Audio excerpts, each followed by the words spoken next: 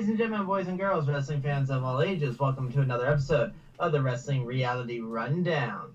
It is I, the SKF Effect. I am joined by the host with the most, the alien leader. It's a me invasion, Brett. I am also joined by the man with the plan, the architect and designer, Caesar, aka the Bastard. And I am I'm sorry, I still have not come up with anything punny for live. Anything to work with. That, and I've had back pain because I'm old and I did a lot of stupid stuff when I was younger, and I haven't been able to think about stuff today. It's fine. Don't do this at home. Don't jump off ladders onto trampolines in the backyard. Wait, what? What did you do? Kids, don't try this at home.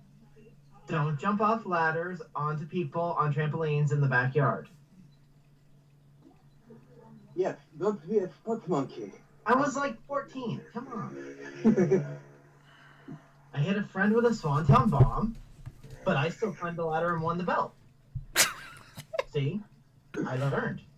Oh, the early beginnings of wrestling road rage, I bet.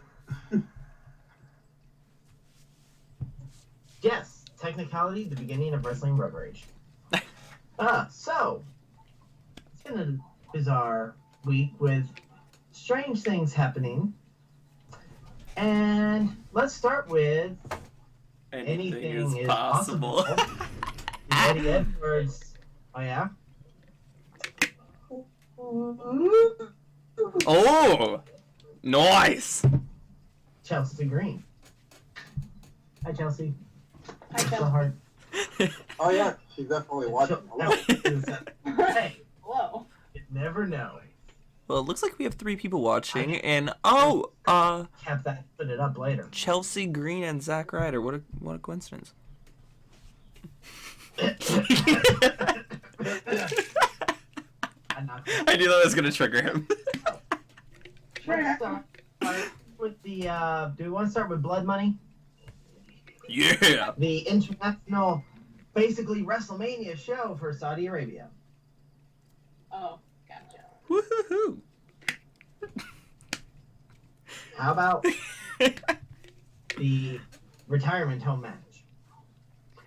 I say that with the utmost respect for Undertaker and Goldberg, but come on now. Yeah, I remember 2 years ago, I think 2 years ago, they did a spot at the Rumble, both Goldberg and Undertaker, and it was, wasn't that pretty. So, this is one where the entrance is definitely going to be longer than the match, hopefully. This doesn't have to be, it doesn't have to be anything more than 4 minutes, 4 or 5 minutes, because,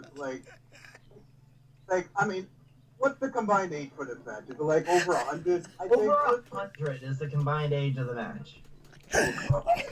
Like 10 years ago, probably, this would have been a fun match to look forward to, but having seen those latest Undertaker matches and those Goldberg matches where it's just, combined, 3 different moves that were done in the match, it's like, there's nothing much that needs to be done in this match. It's just, jackhammer, spear, jackhammer, on the tombstone and whatnot. So my prediction is, the Undertaker's going to be the one that's going to be continuing to wrestle for them, so it's going to be Undertaker winning this match. I'm about to say, man, Caesar just tore that apart. Sheesh. I mean, it's just that, I'm not looking forward to this one. Yes, there is star power there. It's Goldberg versus Undertaker. It's WCW versus, WWE, but it's just, I think it's been overdue. It's, 10 years ago would have been fine to do this, but now when both are over 50, like I said, the entrance is going to be longer than the match. I think that's a guarantee, but it's just, that's kind of a sad thing, actually, that, I don't know. It's not one that I'm really looking forward to. It's definitely one of those things where, it proves star power does matter, but star power in the ring runs out at some point. It's all about the money. Money. Yeah. So let's see. What else do we have here? We have the Usos versus the Revival, a match we've seen consistently on Raw for like the last 2 months. We have Lars Sullivan destroying the Lucha House Party. Yay! We have the biggest match of possibly the whole show. I mean, Shane McMahon versus Roman Reigns. Because I think they've done a good job with that one. I actually enjoy Shane as a heel. I think he's been pretty good against Roman lately.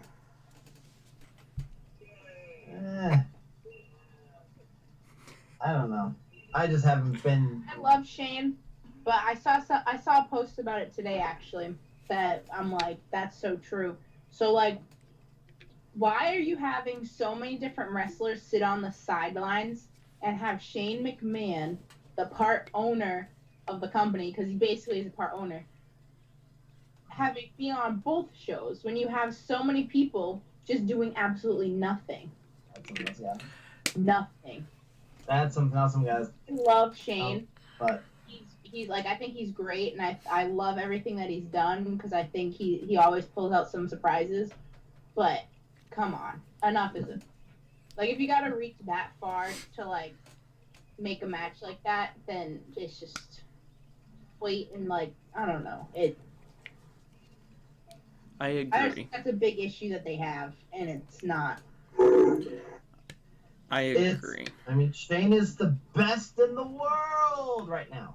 So, of course he's on both shows, getting big TV time. I actually like how you put that, though, or that post that you saw and you shared that, because I've always felt like Shane's the only McMahon I like.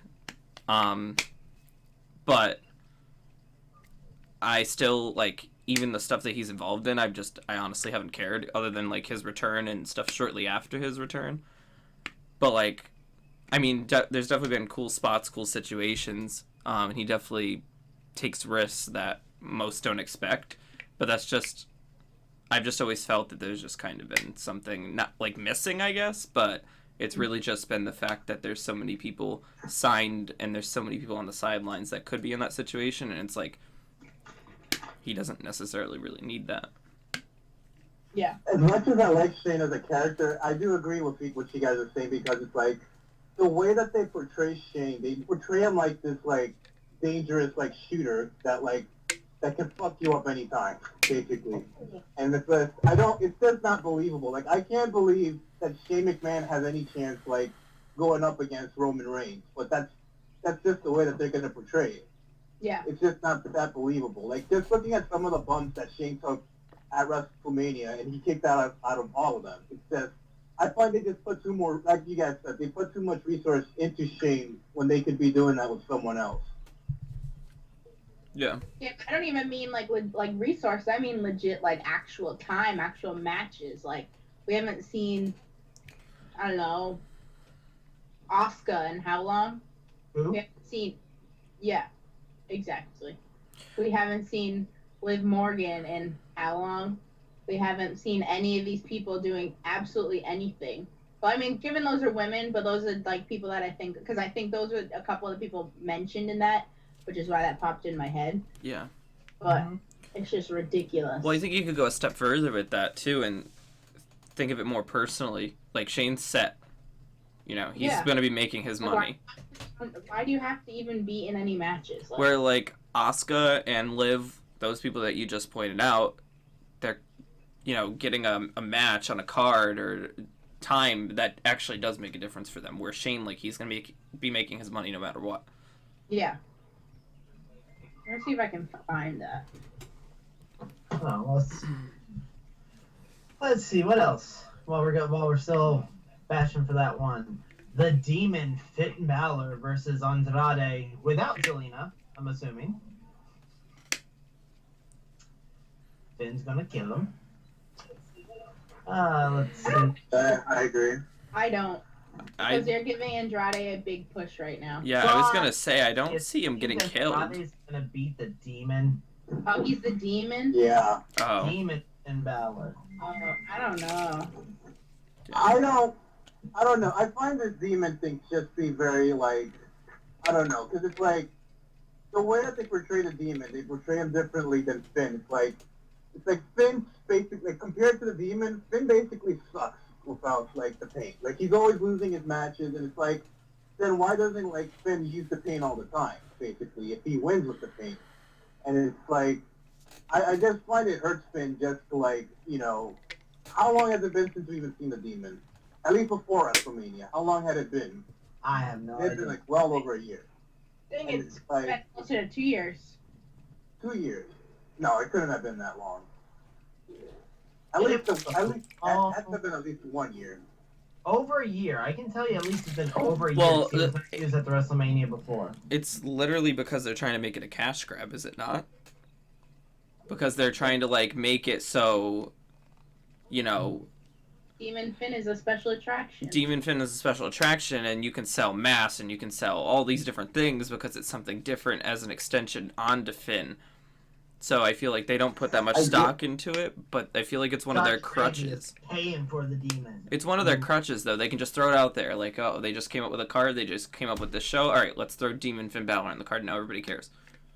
I think that's how they feel. I feel like if they did Finn versus Andrade again, it'd be like a, eh. Right. But Demon Finn, who we haven't seen in a long time, and who everyone loves, Demon Finn. That alone would be like a grabber for me, honestly. Like, as bad as it sounds. It's with them. It's not just financial crutches; it's attention crutches. So, like the Undertaker, you know what I mean? You throw him on a card, and like people nostalgia right away. So now they're interested.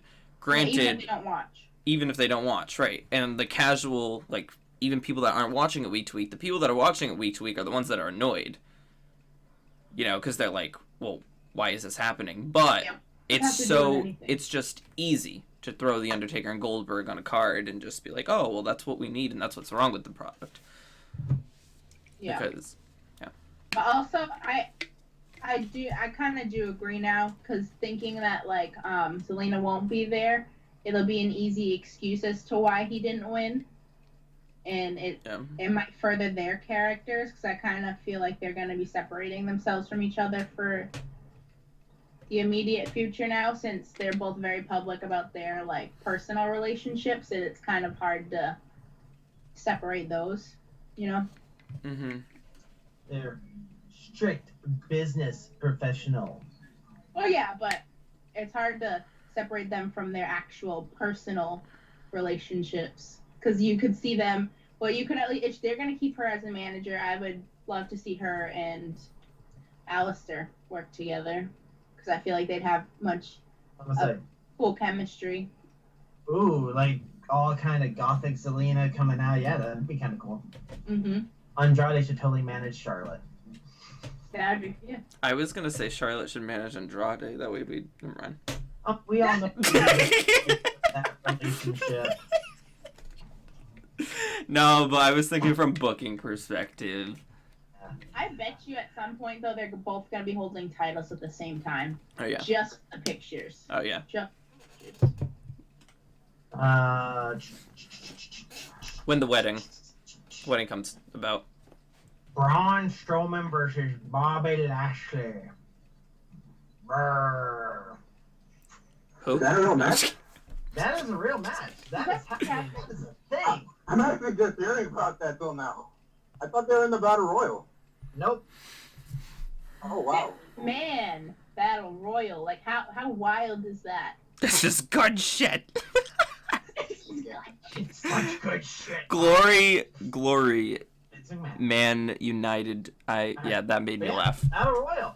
It's a 50-man Battle Royal. It's the biggest Battle Royal in WWE history. How the hell are you going to fit 50 people in that thing? That's the exact question the announcers were saying on both Raw and SmackDown, I believe. Don't question. This is good shit. I think the most they've done is like 40, I think. 40-man Battle Royal. That was a Royal Rumble. I don't think they've done a 40-man Royal. They did one on SmackDown like a couple years ago. 40-man Rumble. I think Randy won it. Whatever. Storytelling isn't what the problem is. Segue. The match we've seen so many times. Even Triple H admitted on Raw there was nothing else they could say to each other to help sell it even more. No, that's not true. We have to Wait, talk about balls. I'm getting there, Caesar. I'm getting there, Caesar. Triple H said there was nothing else they could do or say to further it along until Randy said, "Get your balls back from Stephanie." Which then it turned into a ball gag for 2 minutes. Yes, I said that. About Triple H having such big balls he can't carry them around himself, so Stephanie has to carry them for him. But Randy wouldn't know anything about that because he doesn't have any. What? Y'all wanted the attitude back. That's what you get. Ball talk. The weird thing is that wasn't even the only balls promo on WWE TV this week. I believe someone else was talking about their balls in a promo this week. Wait, that really happened? Me. Really said to Triple H, "Do me a favor before our match. Get your balls back from Stephanie." Triple H laughed and said, "You know what? They're I'll with do Vince. just that. No. I would do just that, but you wouldn't know anything about balls, Randy. You never had any." The funny part was that they did this and both of them couldn't even stop laughing about it. Nope. That was the best part. They didn't try to hide it. And They both know there's honestly nothing else they could do or say for the match to try to put excitement on it. It's just a match happening for the value of it happening. Yeah, but that just shows the lack of creativity, because you could have had, like, Batista come out and be like, "Give me what I want," and then, like, there you go. There's, like, the whole balls thing with "Give me what I want," and you have a whole triple threat now. Really just be like, "Hey, Batista." Yeah, true. Today. True. True, you could just throw Batista in A there. lot more. You could just throw Batista in there. Scratch. All right. While a looming Brock Lesnar promises that he will cash in at some point Friday, our two main event matches. Well, all right, the two title matches. We know they're not going to be the main event. Kofi Kingston defends the WWE Championship against Dolph Ziggler because it should have been me. Oh. And then Seth Rollins defends against Baron Corbin. I can't help but think he's gonna cash in on Kofi. Brock? Yeah, because of the Fox deal that's coming up soon. Could be. We'll see. We'll see if he even actually cashes in Friday. I feel like. I was pissed off that there was no boombox this week. Oh, he did a little bit. As he walked away, he went, "I never did it," and so he just sat there like this for a second. Yeah, but I wanted music. I wanted some. Yeah, they took Brock. He was no longer entertaining. I don't care about seeing Brock beat the crap out of Seth Rollins. I'd rather see Brock dance around goofy. I'd rather not see him. It's just gonna suck if he does do it on Kofi because, like, I watched that video package last week on SmackDown about him going back to Ghana, and he just looks like such a megastar. Yeah. Just, like, you have the president, I think, of Ghana, just like talking about how well like Kofi's representing his people, and it's just gonna suck, man. If like all of this work they've done with Kofi, I think they've done tremendous with Kofi since he's won the title, but to just throw all that away for Brock to get a title just because of a network, it's like, I don't know. You know, I really hope he cashed in on Seth, because between Seth and Kofi, Seth's the one most likely to just kick Brock right in the balls and cause a DQ. Oh man, more balls. Okay. Yeah, but Balls night on Wrestling Reality Rundown. Sure. That's all WWE gave us this week. A bunch of ball talk. Bunch of balls. So, anyone else got anything to add for Blood Money? I just think it's a shame that they keep, like, I saw something about Goldberg, something else. There are rumors. About him going on SmackDown. Because Alexa Bliss and Natalya are both in Saudi. There's rumors that they might actually get to have a match. But I don't think they'll get a match. I think they may end up being in the Rumble. Because I think that them having a match is going to be too controversial for Saudi, so maybe they might end up in the Rumble. Alexa Bliss wins the Battle Royal. Yeah, but I don't even see that because, like, isn't the whole thing, culture-wise, like, they're going to have to compete with men in a Battle Royal. Are you saying you have a problem with intergender wrestling? No. No, Body That- does. I know, I'm joking. But like, so I think that would be worse. Like if you see, I mean, I know Braun's not in it, or maybe he is. I don't know. I don't keep up with this enough. But Hey. Braun throw Natalia or Alexa over. Like, isn't everybody there just gonna be like pissed? No, because there will be like 10 men on the outside to catch her. Yeah, but he. Okay. Because you know who's going to be in the Battle Royal? R-Truth. In a result, Wait, I see what they're doing. They're gonna put the women in it, and both of them are gonna pull Gail Kim's and just eliminate themselves, and then everything will be fine. They could. Like her before she but then what's left. the point of putting them in it? Hate each There other. isn't. There They isn't. could like shut each other out and they all get eliminated. Yeah, that's true. I think Alexa will win. I like They'll get this. Natty out and Alexa will like hide somewhere, toss the last guy out. I like. It'll be R-Truth she tossed out at the end, and then she'll pin him for the 24/7 belt and walk away. All that for 24/7 belt. I wouldn't get your hopes up. No, but he's in the match. You know you know somebody's gonna pin R-Truth, and then he'll probably pin them back. Goldberg's gonna be there. It would be such a blissful moment. Okay. Yeah, I don't see any of that happening. I love you, Steven. Why y'all gotta crush the creativity? That that's. It's such good shit. It's, I mean, it's far better than what they're gonna probably end up doing, but. But if anyone's wondering why we all keep making the "it's such good shit" joke, because that's what Jon Moxley said Vince would say to try to sell his ideas. Is it such good shit? Yeah. So that's what I have to do to my best Vince impersonation.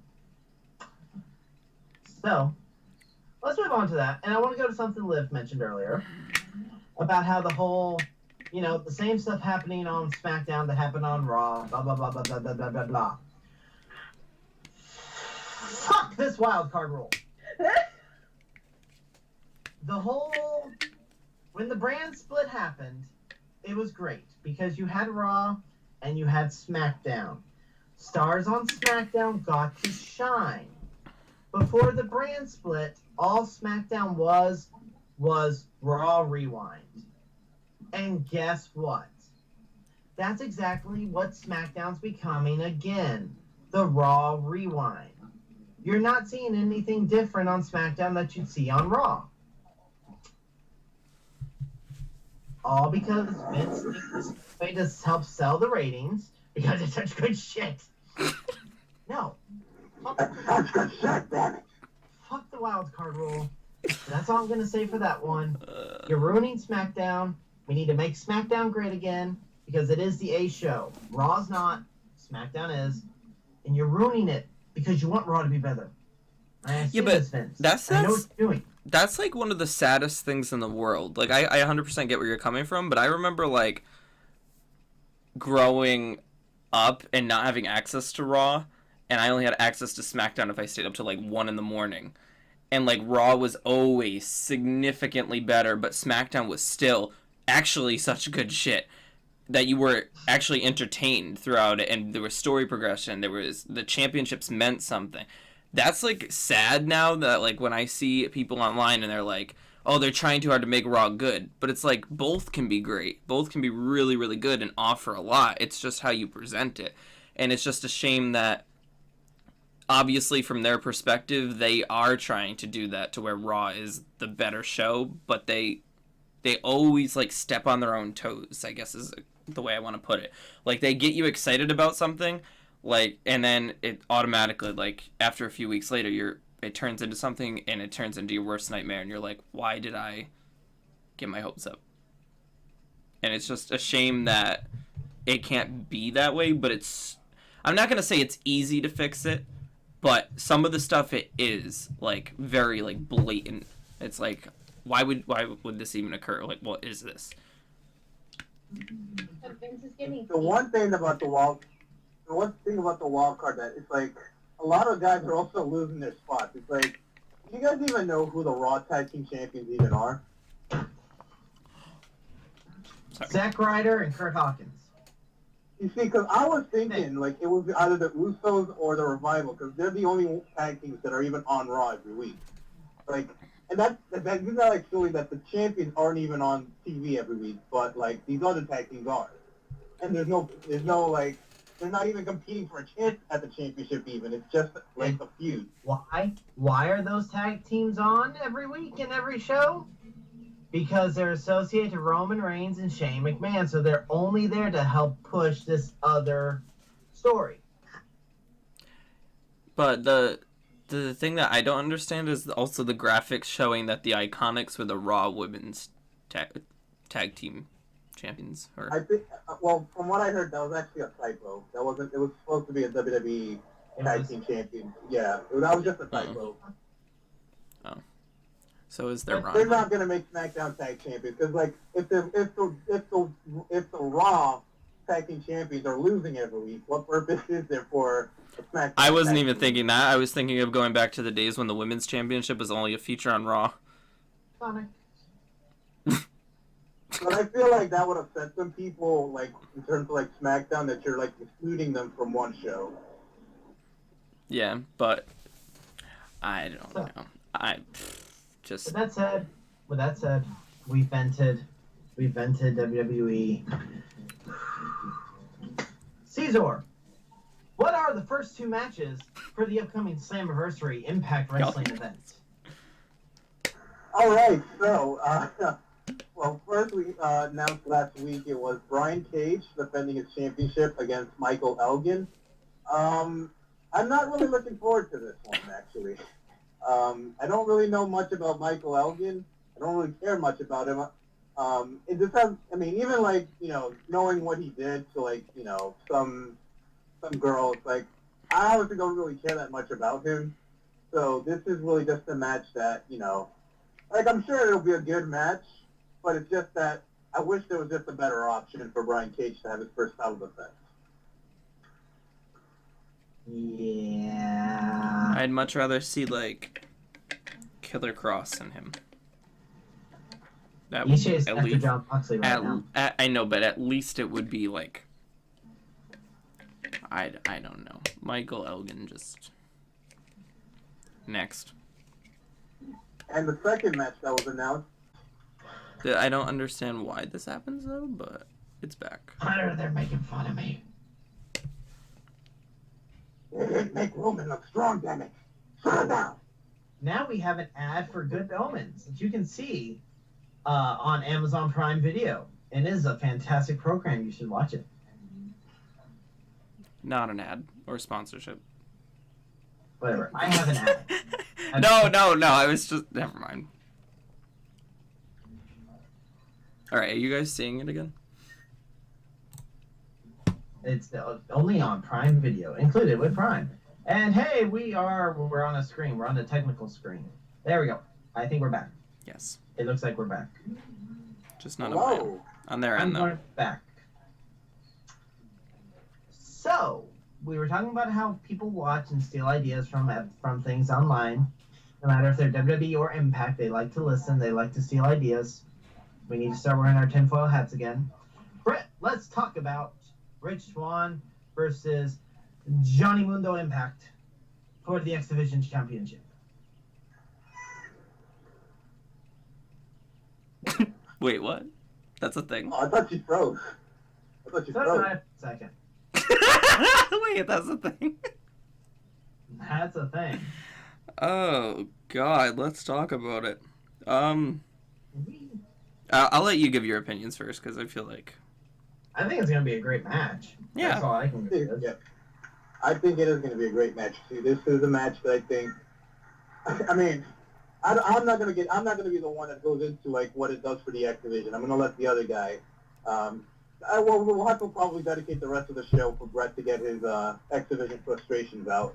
But I think a match like this could help the X Division if you have, you know, two guys that are phenomenal athletes in Rich Swann and Johnny Impact that, you know, they could put on probably the best match on that card, I believe.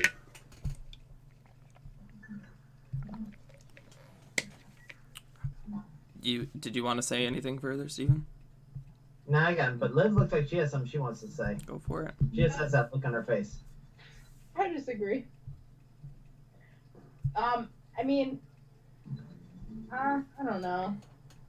I know too much, so I can't say anything.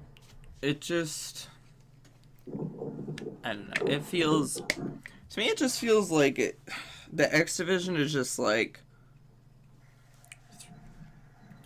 not that there always has to be a story, but in terms of like who the contenders are and what's being put together, it just always seems very hit or miss for me. But what's really irritating is that they had an absolute classic with Sanjay and Low-Ki, and I know that's going back pretty far, but if they weren't able to bring back the X Division fully from something like that actually was delivering and was progressing the X Division on a weekly basis, not just a one-match, one-hit wonder, why am I going to get excited for this? That's just kind of the state I'm in. I mean, you have so many guys on the roster that you can easily build the X Division around. I think Rich Swann is an incredible talent. It's nothing against Rich Swann or Johnny Impact, really. But I think when you have guys like Trey Miguel, Zachary Wentz, Desmond Xavier, Ace Austin. Yeah, Ace Austin, Shakespeare, you have a bunch of people. Wait, Ace Austin? Yeah. He's in Impact now? Mm-hmm. Oh, Surprise! okay. When you I'm have... gonna put the show tomorrow. But when you have all these people and it's just like, I don't know, then, like, for instance, for me, it's like, I think it is going to be a good match, because, like I said, both are talented, but it's one of those things that feels like you have all these better options for the X Division to progress things, and it's just constantly like, here's a match. And because in the heads of management, they feel Johnny Impact is the bigger name. He's the bigger star, so you want to have him in a bigger match. And if you can't go for the Impact World title, you might as well go for the X Division Championship. It's more my question is why wouldn't you put him in the world match? Because no one cares about Michael Elgin. It's like, why wouldn't you put him in that match? Because Anthem management doesn't know. Johnny Impact. Well, I mean, Who's gonna go? Well, they've already done the match like 2 times or 3 times already on pay-per-view, so I don't really judge them for not going back to it again. But I just think, something like this, I don't think something like this is going to, like, revitalize the X Division for the 12th time. Carry the 4 over, or, like, the 40th time or whatever. I just think, because, like, really, who exactly is in the X Division anymore? Like, you don't really even know who is in the X Division, because, like, the last pay-per-view, you had Sami Callihan competing for the X Division title. So, they kind of just... A while ago, weren't they kind of like branching the X Division off? It wasn't going to be like a cruiserweight division where it was only based on your size. I think it was more style-wise. It's not about weight limits. It's about no limits. Well, that's the thing. It's always been that way, right? And I love this because I see shit online. Like people are like, "Why isn't Fallah Bahh going for the X Division title?" And it's like, what? Just because like. You can do dives. Yeah, no. Just because, like, somebody, like... It's just the funniest thing in the world to me when somebody's big, let's say. Whether they're, like, Johnny Impact, he's not, like, one of the smaller guys, right? Or, he's not really a good example because he could technically fit. But, like, let's take Michael Elgin. Oh, well, it's not about weight limits, it's about no limits. But that dude does not move quick in the ring like an X Division wrestler traditionally does. So they spent years building up this mold about how it's fast-paced. So that is what makes it so it's not about weight limits, it's about no limits. Because Samoa Joe, technically, if it weren't for him, I feel like people would be far more hesitant to throw people like Fallah Bahh out there. But they feel, because Samoa Joe was big, but he was very, very fast-paced. He was quick, and he was clean with his movements. That's what made him fit. It wasn't so much the fact that, like, oh, he was this special attraction. It just happened to work because he was intense. It was more so because he was fast-paced, and he made things work, and he was able to work with the quicker guys as well. And it's because of that, like, I was pretty excited when Brian Cage won the X title because, like, he's definitely someone that is very agile, very athletic, can work that X Division style. But, it just ran into the problem where they wanted him in the World Division. the world title division rather than in the X division, and no one really gained anything from that. Now Like, he, not even Brian Cage himself gained anything. he From immediately got to win the title and then say, "I'm cashing in, option C." which we never even got an explanation how that even worked. And which is a terrible frigging concept from day one. Not day one. Maybe day. Day one. Maybe day 500, but Day I don't know one. Because I thought it was a great thing like to start with, but then as time kind of went on, like I think the division that puts you on the map, if you traditionally set up a program where it automatically demeans the value of it, so you can get a shot at a championship, and if you lose and you can't get the X Division title back, that automatically makes it inferior to the World Championship, and I think that's pathetic right off the start, because like the X Division literally made TNA where it was like, holy crap, we should go check it out, before the Knockouts division was even a thing. Then when they started the Knockouts division, it was like, crap, they got a bolstering tag division. They were killing it with the knockouts. The women were able to do what they wanted. In WWE, you weren't getting that. And then the X division, it was arguably a really progressive, ahead of its time division. And then you go and you say, oh, yeah, you do have that title that did make us important, made us relevant. And now you can give that title up, not get it back, and get a shot at the world title. I do like the idea that, yes, you did get those matches like that you might not ever see because they might not just book them. I do like that necessarily, but I think that's the only good to come from it, and that pro doesn't weigh out the cons nearly as much. They got the option to at least when they could further down the line go for the X Division title again. They just didn't get to keep. I liked the risk reward factor, but that was when it actually made sense. But to me, it's like feast or fired. Why are you gonna grab a case if you can be fired? I would stay outside the ring, and I would sit with the fans. Like you're just gonna be automatically world champion. No matter what, you're still gonna have to get a match, but there's a chance you're just done. I would go sit with the fans. You idiots go get fired. Get my match. Okay. Why should anybody do that? I mean, if it was all the championships, right? And you put title shots or different concepts, that would be something, but wasn't there 1 year where they actually did do that? They did. That was the one with the Hardys, I think. The Hardys won, and it was like the match against Bobby Lashley, I think. Mm-hmm. And why you gotta bring up bad memories, Caesar? Hey, I was there too. You gotta bring up bad memories. It's just, to me, when there's such a thing as being innovative, and I'm going to try not to rant too much longer because I know I've already gone too far, but there's such a thing as being innovative, but then there's such a thing as I'm trying to be creative but not thinking about the perception of it. It's one thing to be creative, right? That's always awesome, but how it looks and logically how it works out, you have to make sure that those are in tune with your creativity.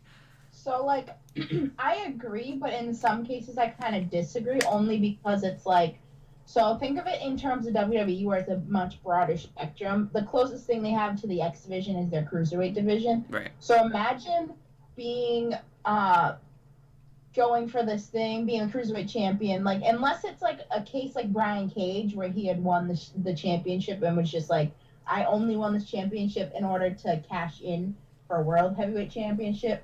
I do think it also is a big thing, like I said, except in that one case, because that was so stupid. So imagine when Cedric was in the division and he was champion, him being able to challenge, say, Kofi. I think that would be an amazing opportunity to showcase different things. He can move up. He also has the chance to become a world champion, instead of just the cruiserweight champion and being stuck in your own thing. I see that perspective, and I think that would work in WWE, but the cruiserweight division didn't put WWE on the map. No, yeah, I do agree. I think that the concept is very well constructed, but some of the time, because I like being able to see people, like you were saying, people you never see wrestle each other just because their styles would clash way too much. I just feel like they don't have a broad enough of a roster for sometimes it to come out well. Yeah. And that's probably their issue, but... And the thing too is, let's be real, like nobody gives a shit about one night onlys for the most part. But if you hype those up enough and put those types of matches, like, oh, we're never gonna see, this is random. This might not be the case because he was in the X Division, but say like you take Brian Cage and we're never gonna see him against Desmond Xavier or whatever. You put that on a one night only and you like hype that up as how like, you know what I mean? You do it in a certain way, you market it a certain way, like that could actually work. And I think that would make one night onlys a lot better. Yeah. Where one night onlys. Caesar. You know what it does make the one night only special? Touch It versus Suck It. Billy Gunn versus Joey Ryan. Touch It versus Suck It. What a promotion. Yeah. You know what I miss? Knockouts, Knockdown. Yes, that was actually a good one. Those were fun nights. And That was like the Mae Young Classic before it was a classic. yeah. And what was the other one? I thought of it as they were all the same girls too. For the All, most part. all hail Queen Jade. Okay, but going back to the X Division match, I do think that they would benefit more from making it not a match between the two of them. Like adding something else, somebody Yeah. else into the match maybe. Only because like I feel like the two of them, I don't know how to really explain it. Their styles aren't super different, but I feel like just the way that they both work in the ring might clash a little too much. Well, Because they're both very flashy, but in different ways. But they also some do flip. Like, well, I don't even know, but I don't know how I feel about it. I agree with you. But I love Rich, and I love them, and I love Johnny separately. But I don't know, I don't know how well that'll do. But I feel like if they had somebody in the middle to kind of enhance it, I could see it. Someone who's perfectly in It the sounds like we have similar feelings towards that match. And to me, what I'm starting to think when I think through about it, it's almost like they've presented Johnny as this high-profile heavyweight guy. middle. Yeah. And what makes him unique in the heavyweight division is those flashy moves. But when then you go and take him and you put him in a flashy move division and against Rich Swann, now it's just kind of like, what is there to offer? He's like a watered down Rich, basically. Right. I feel like Exactly. it's gonna be weird, but we'll see. So that's all we have for Impact. I know at this event where the match dubbed Touch It or Suck It, Jordan Grace is once again challenging Taya for the Knockouts Championship. Go Nice. Jordan. I'm excited to go to the shows because there's a lot of people still there that I didn't know were there. Well, actually, only one show because I'm not going to today's, obviously. Obviously. I got some surprises, so. So, if we got nothing else, Caesar, you want to close us out? Alright, we want to thank each and every single one of you guys for checking us out. We greatly appreciate it. If you have not done so already, please leave a follow. We would love to have you as part of our community. But the community doesn't just exist here on Twitch. It can go exist in our social media at WRR Network FL on Twitter, at WRR Network on Instagram, Wrestling Reality Rundown on Facebook, and I believe all four of us are on Twitter, if I'm correct. Yes, we are. We are, such as at It's a Me Invasion. Ow, ow! Ow, ow! We got the SKS Effect. We got at LiveLive1122. And we also have at The Red Standards. Make sure you follow all of us on Twitter. And, of course, we will be back here next week. What topics we will be discussing, we have no idea.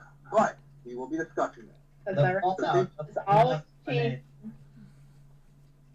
And anything else that happens during the week. Exactly. Bang, bang. Be good, y'all. All right. See you next week.